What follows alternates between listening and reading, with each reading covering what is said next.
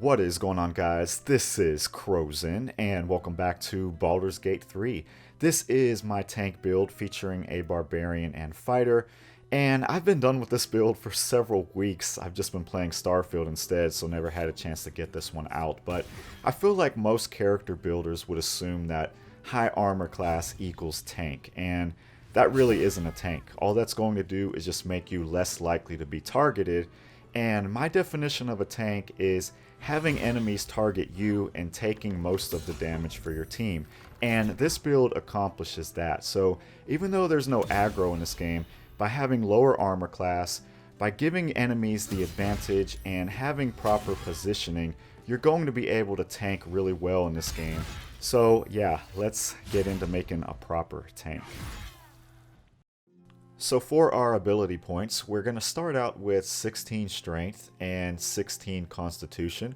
I also brought up dexterity to 14 and then charisma up to 12 just to give me one extra charisma check. And then for skill proficiencies, we're going to go with the ones granted from our class, so athletics and intimidation. And then for our class, we're going to start out with a barbarian, and we're going to level barbarian for 8 straight levels. Your first big upgrade for Barbarian comes at level 3. This is where we're going to go with the Wildheart subclass, and we're going to go with the Bearheart. Bearheart is going to make us into basically an invincible tank. And I also recommend you guys to put on some bear piercings for the look. At level 4, we get our first feat, and with this feat, we want to go straight into Sentinel. Sentinel gives you 3 really good features. The first one is you gain advantage on opportunity attacks. The second one, which is probably the most important, is that you can snare enemies in place anytime they try to move away from you. So there's a lot of times where, when you're in melee range of an archer, they want to move away from you and you can snare them right into place. And then also sometimes enemies just want to be stupid.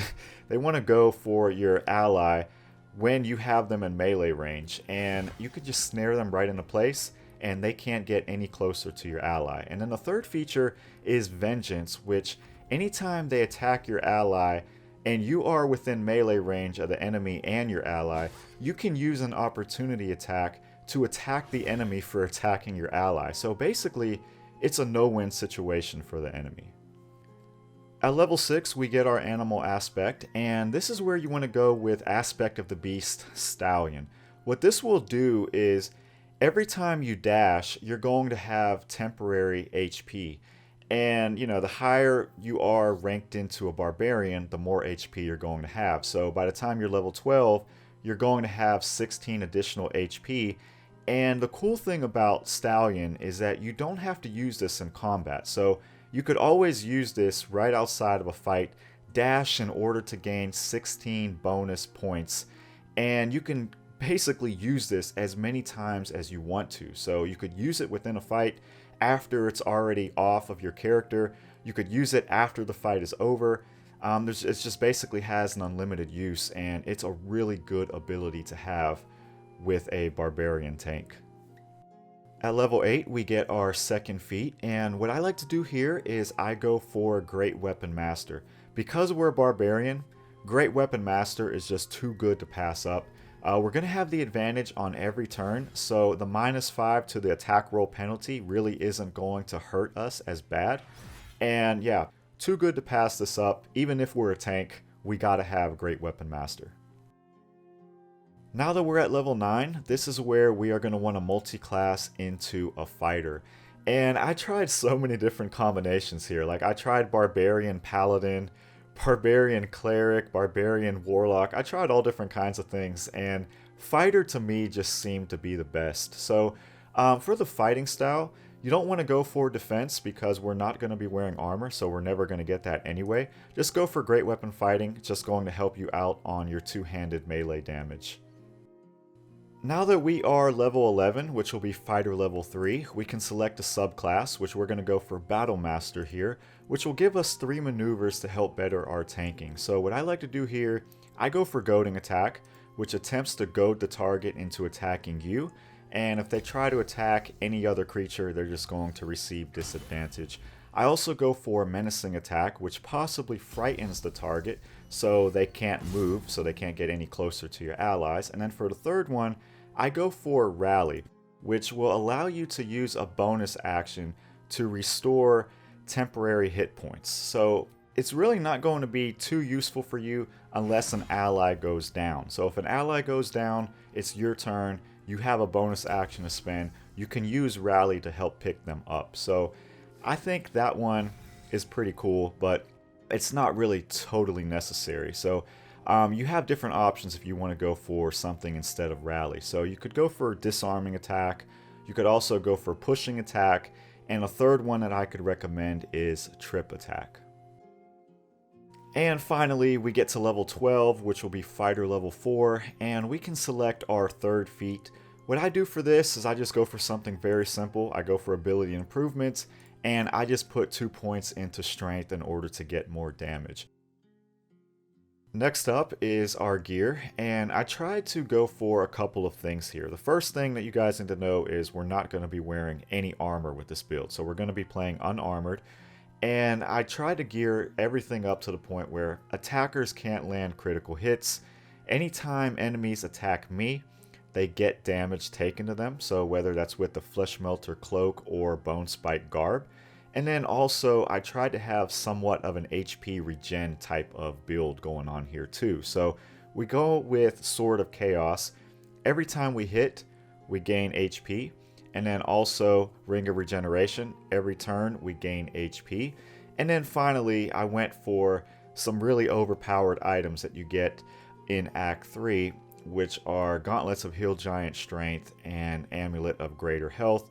Both of these give you 23 Strength with the Gauntlets and 23 Constitution with the Amulet. So when you combine all of these things, I mean, you just have so much going on with this build.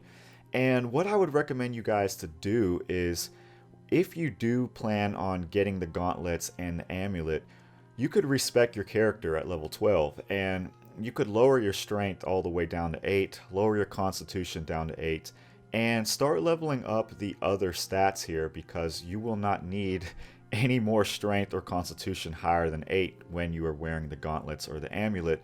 So yeah, when you combine all of those things, I mean, it gives you another option to have an additional feat. So what you can do at level 12 is go for the tough feat and have even more HP, to where you're going to cap out with 181 HP plus 16 from the Stallion perk from the Barbarian, which is just crazy. So that's kind of how you want to gear your character. So for the last portion of this build, I just want to showcase a basic fight just so you get a better understanding of how to be a tank. So every fight is going to be different. Some fights you're going to want to tank the boss, other fights there might be a mini boss. This fight is a perfect example of just trying to tank as many adds as you can. So there's 7 enemies here, so we want to try to get as many of those enemies as we can to target us. And a good spot to go here would be like right here in the center. This way we could lock up all 3 of these enemies. So the first thing I would do, enrage. And then we want to go straight for the center, but before we do that, we might as well target one of them with reckless attack. And now we want to go basically right in the middle, and we could even get a cleave off on both of these enemies here. And that is how I would start turn 1. So as you see, this enemy is trying to run away from me, and this is where Sentinel comes into play, because we could use an opportunity attack and basically keep this archer locked onto us.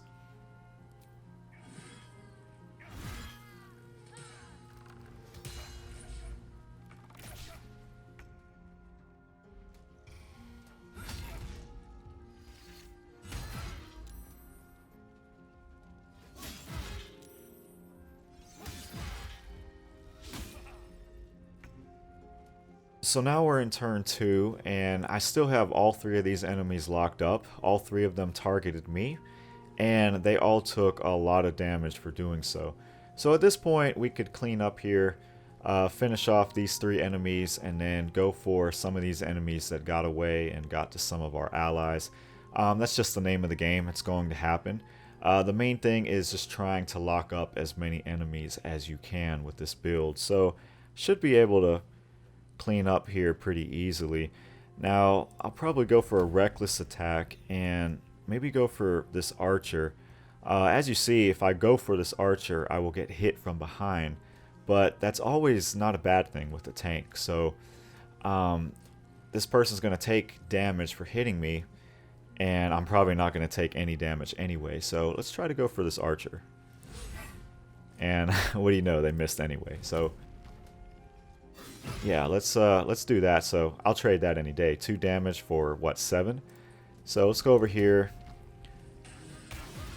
Let's take that archer out. Now we get a bonus attack as well. And this dude took a little bit more damage, so I should be able to take him out with this. And now we got this last enemy.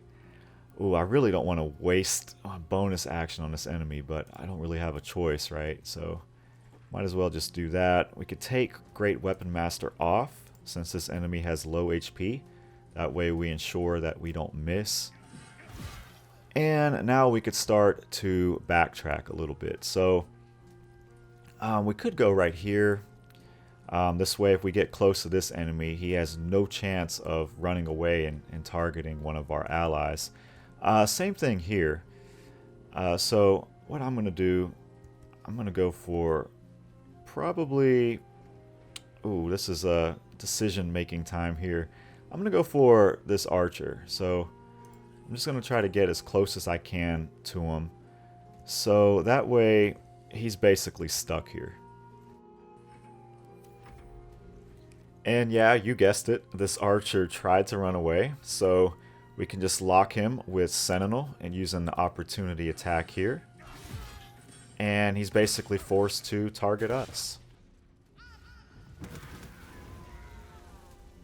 So I hope this tank build helps you become a really good tank in Baldur's Gate 3. And yeah, tanking is fun, and it's also pretty strategic because you really have to find a way to get the enemies to target you and, you know, keep them away from your allies. And, you know, this build accomplishes a lot of that. You have a lot of resources here in order to get the enemies to target you. And, you know, a lot of that is just by being a barbarian, not wearing any armor, so your armor class is going to be lower by default. You're not going to have like a ridiculously high armor class where they're just going to straight up ignore you. And yeah, giving them the advantage with reckless attack just makes them more inclined to target you. And, you know, having Sentinel, all of these things, you know, the maneuvers, they all work together and in tandem, and they create a really good tank build. So hope you guys enjoyed this one. Thank you for watching till the end, and if you have any more builds that you want to see for Baldur's Gate 3, let me know in the comments, and I will see you in the next one.